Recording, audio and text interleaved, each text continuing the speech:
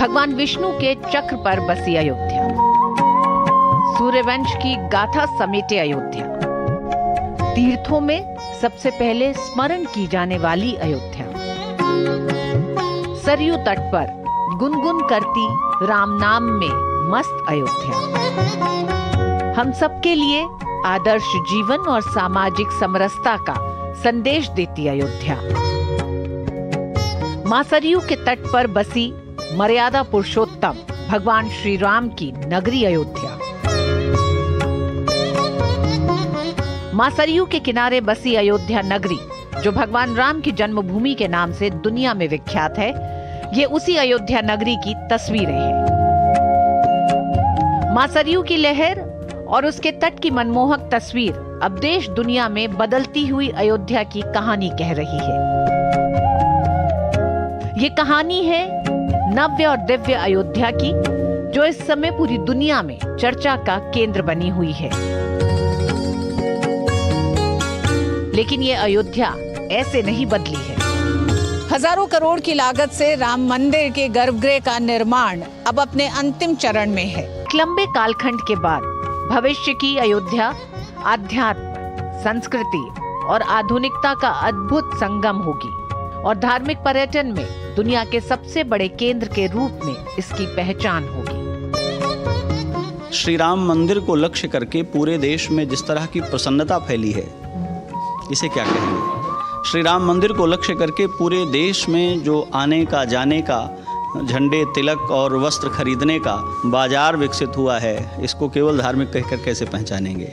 श्री राम जन्मभूमि के निमित्त वर्षों वर्ष में जो लोगों ने तप किया है, आराधनाएं की हैं, अनुष्ठान किए हैं, उनको केवल धार्मिक कह करके अपने अपने मनों में बैठ करके जो लोग प्रार्थनाएं कर रहे हैं, और इसको हम लोग कहते हैं सैकड़ों वर्ष का इतिहास है, लेकिन जो बहुत सक्रिय इतिहास है बीते 100-150 वर्षों का, उसमें जो कुछ घटित हुआ है उसको भी केवल धार्मिक कहने से उसके साथ न्याय नहीं हो पाएगा।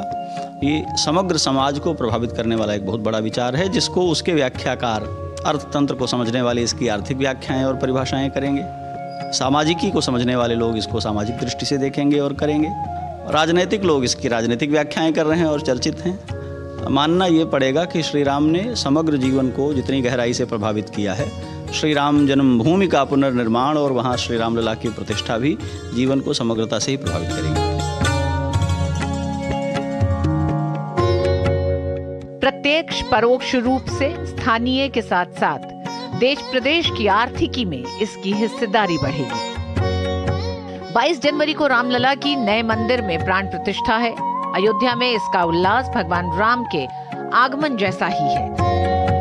केंद्र और राज्य सरकार के प्रयासों से रामनगरी को इस तरह सजाया और संवारा जा रहा है जो निकट भविष्य में पूरी दुनिया को आकर्षित करेगी। राम मंदिर निर्माण के साथ ही रामनगरी अयोध्या का भी कायाकल्प हो रहा है।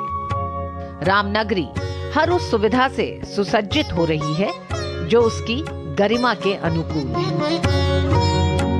अयोध्या के संत समाज का मानना है कि विकास के लिए अयोध्या ने एक लंबी प्रतीक्षा की है। बहुत बड़े आयाम में देखा जाना चाहिए इसे।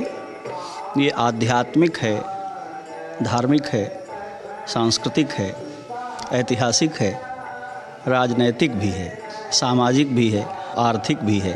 आप इसे इस तरह समझें कि एक पूरे राष्ट्र की चेतना, उसके विश्वास और उसकी समझ के साथ जो विचार जुड़ा हुआ है, वो जीवन को उसके सभी आयामों में प्रभावित करेगा। भारत एक धर्म प्राण देश कहा गया है, तो आने वाले समय में एक विश्व गुरु के रूप में होगा।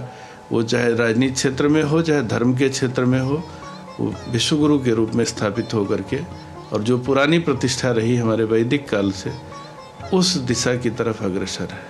जो लोग आलोचना कर रहे हैं उन लोगों का चिंतन क्यों नहीं गया इधर। भाजपा के समय में आरएसएस और विश्व हिंदू परिषद ने लग करके, और भाजपा ने उसको अपने एजेंडे में भी रखा, तो उस चीज़ को वो लोग भी तो कर सकते थे। किसी को मना तो नहीं किया अयोध्या वासियों ने, न रामलला किसी को मना करने आए। यहाँ राम जन्मभूमि विवादित थी, लेकिन और बाकी अयोध्या या पूरा जनपद या यहाँ की कनेक्टिविटी, इसको तो वो कर सकते थे।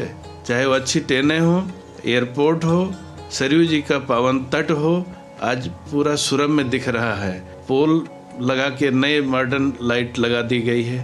तो ये चीज़ें तो हो सकती थी, इसको तो किसी ने नहीं रोका था। उन लोगों को भी करना चाहिए इसको। ये तो धर्म की प्रथम नगरी है, तो ये सृष्टि की भी आदि नगरी है और सप्तपुरियों में सर्वप्रथम पुरी है। तो उस दृष्टि से उनको विकास तो वो कर सकते थे। अपने आसपास और देश विदेश की खबरों से अपडेट रहने के लिए व्यू इंडिया टाइम्स को यूट्यूब में सब्सक्राइब, लाइक और शेयर करें।